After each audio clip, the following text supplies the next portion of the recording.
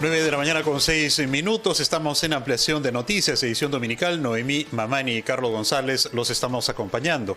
El Ministerio de la Producción ha estimado que la economía nacional, la economía peruana, perdería más de 1.000 millones de soles a raíz del ciclón Yaku, que a su paso ha dejado poblados aislados, vías interrumpidas y viviendas destruidas, miles de damnificados, ¿no? Una tragedia realmente. Estos 1.000 millones representarían más o menos el 0,1% del PBI. Vamos a conversarlo con el señor Melvin Escudero, economista de la Universidad del Pacífico. Señor Melvin Escudero, muy buenos días. Bienvenido a Ampliación de Noticias. Muchas gracias. Buenos días. Buenos días.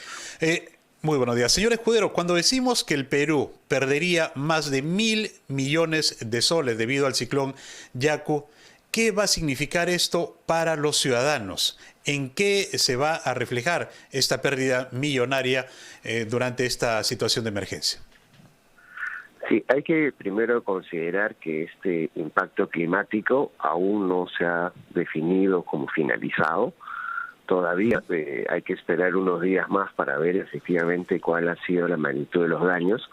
Sin embargo, desde el punto de vista de inflación, crecimiento y empleo, no es una buena noticia. Estos desastres climáticos que afectan sensiblemente la infraestructura del país, en particular carreteras y viviendas, van a retroceder el PBI. A mí me parece que un poco más que el 0,1. Yo creo que por expectativas y todo podría ser mayor incluso el retroceso. Ya venimos en un año bastante golpeado por las protestas. Recordemos que en enero, después de 22 meses de crecimiento, el Perú tuvo la primera caída negativa de más de 1%. Y para este año nosotros esperábamos un crecimiento fuerte del país de alrededor del 3%.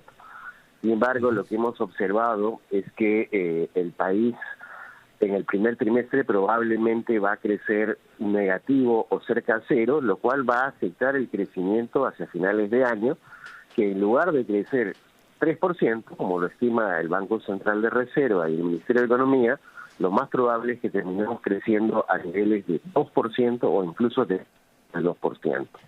Esto es una mala noticia porque reduce las posibilidades de la lucha contra la pobreza y también reduce todo lo que tiene que ver con impacto social. Si tenemos en cuenta un posible niño costero hacia el segundo semestre, la historia puede ser mucho más complicada y el PIB podría incluso estar en negativo a finales de año. Tenemos que tomar previsiones. Señor Escudero, y en ese sentido, ¿será posible recuperarnos? ¿En cuánto tiempo podríamos hacerlo? Sí, la recuperación depende de varios factores. Sin embargo, en este momento hay 3 factores de riesgo que hay que manejar con mucha inteligencia. Hay un primer factor de riesgo que es el tema climático. Definitivamente, esto del ciclón Yaku ya ha sido una alerta muy importante para que el gobierno tome la previsión del caso, tanto a nivel nacional como a nivel regional y a nivel local, para prepararnos contra un posible niño costero en el segundo semestre del año. El niño costero sí es algo que se está estimando, podría ser de impacto alto, es decir, no es un niño suave, no es un niño, bajo, parece que va a ser un niño fuerte.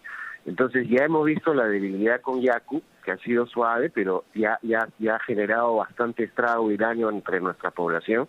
Imagínense un niño tipo 2017 o tipo 1983. Eso sería catastrófico para la economía y nos reduciría en 2%. El primer riesgo es climático. Hay un segundo riesgo, que es el riesgo social.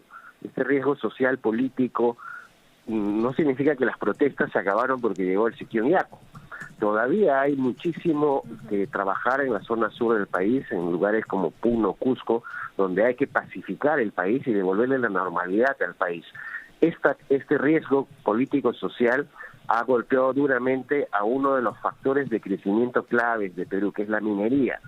En normalidad, la minería este año debería crecer entre 6 y 8%, siendo el factor principal de crecimiento a nivel país y algo así como un factor que nos empuja hacia arriba, hacia adelante. Sin embargo, si continúan los bloqueos, los cierres y las protestas contra las mineras, probablemente no lleguemos ni a la mitad de ese crecimiento esperado, y eso sí es un daño importante para todos los peruanos, no solo la zona de influencia. Tercer riesgo importante a tener en cuenta es el mercado internacional. Hasta hace solo una semana que se ha producido una turbulencia global impactando al sector financiero mundial, las condiciones crediticias se van a poner mucho más duras para todos en el mundo. Y mucha gente que pensaba que probablemente la subida de tasas de interés de los bancos centrales de todo el planeta, incluyendo el Perú, para luchar contra la inflación, iba a tener un impacto moderado. Hoy día estamos viendo con bastante sorpresa que efectivamente se puede generar una recesión en Estados Unidos y en Europa, una desaceleración fuerte hacia finales de este año. Si ese fuera el caso, el PBI mundial, que a inicio de año ya se estimaba iba a ser por debajo del 2%, probablemente retroceda más a niveles de 1%.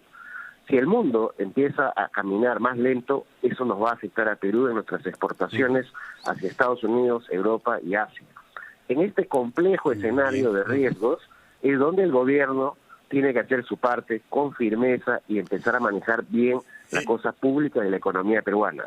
Eso precisamente, señor Escudero, conocidos ya los riesgos, como usted muy bien lo ha explicado, ¿qué medidas en el ámbito económico le correspondería tomar al Ejecutivo en medio de esta tragedia y tal vez post también ciclón Yaku, con el objetivo de que el daño económico sea mayor?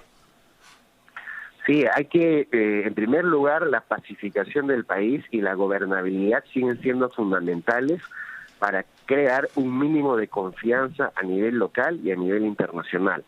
La inversión privada, como ya hemos visto el año pasado, está en terreno negativo y nada indica que este año las cosas puedan mejorar, porque todavía hay una incertidumbre política muy elevada. Pensemos, cada vez que ha habido elecciones en nuestro país, la inversión privada, local e internacional, espera con paciencia para ver quién va a ser el siguiente presidente de Perú y ahí tomar decisiones. En este momento no sabemos si va a haber elecciones el 2023, 2024, 2025 o recién será el 2026. Esta incertidumbre política es como congela la expectativa de todos los inversionistas a un compás de espera que hay que definir, ¿no? Desde el punto de vista económico, ya el ministro Contreras lo mencionó el día de ayer en una entrevista con ustedes, no es un problema ya de dinero, el país tiene recursos, es un problema de cómo se utiliza ese dinero a diferentes instancias nacionales para poder hacer que la cosa pública, la gestión pública sea eficiente.